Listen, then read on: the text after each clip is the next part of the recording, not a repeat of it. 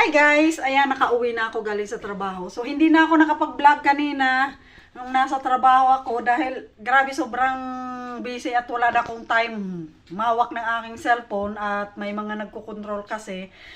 Kaya hindi na ako makapag video. So, talagang busy itong araw na to, busy sa trabaho. So, ayan, kauwi lang namin at magluluto ako dahil nagugutom na. At magpiprito ako ng isda. Atin na munang lilinisin yung isda. So, ito yung isda na aking lulutuin. Ano ba tawag nito sa Tagalog?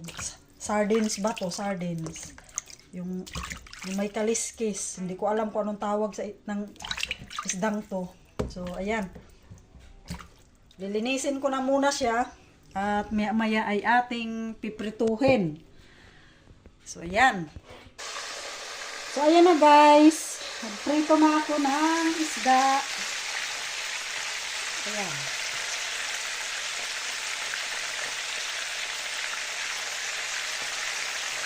Hindi ko alam po anong tawag sa isdang to. Tamban yata.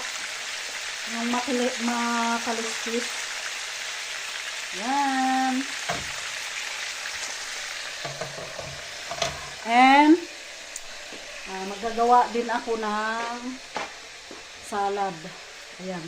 Meron ako ditong cucumber, red bell pepper. Lagyan ko ng kamatis at sibuyas. So, ayan. Gutom na. So, ayan guys, nakagawa na ako ng salad. Ayan. Napaka-colorful ng aking salad. Bell pepper at cucumber. Nilagyan ko lang na siya ng sibuyas. So, ayan, dalawang klase lang naman. Cucumber lang at saka bell pepper, sibuyas, kamatis pala. Yun lang. Tapos, lalagyan ko siya ng lemon. So, hindi pa yan siya tapos. Dahil hindi pa luto ang ating isda, maluluto na. Ay, nang-aawa yung ating prito. Tumatalsik.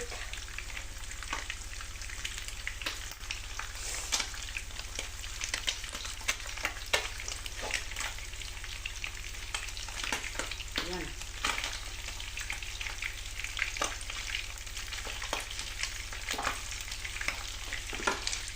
Mapalsik siya.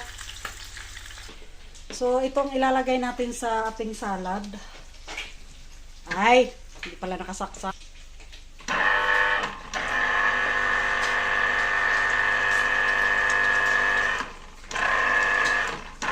So, ang ating gagamitin guys, instead na vinegar, so, mas maganda to.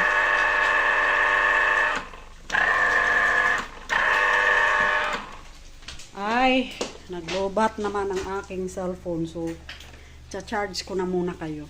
So, ito na guys. Luto na ang aking pritong isda. Ayan. At yung salad natin ay simple lang ang ating gagawin. Yung lemon juice. Ayan, lalagay ko. Tsaka asin lang. Kunting asin. So, okay na ito. Yung salad na to. Ayan. So, halu-haluin lang natin.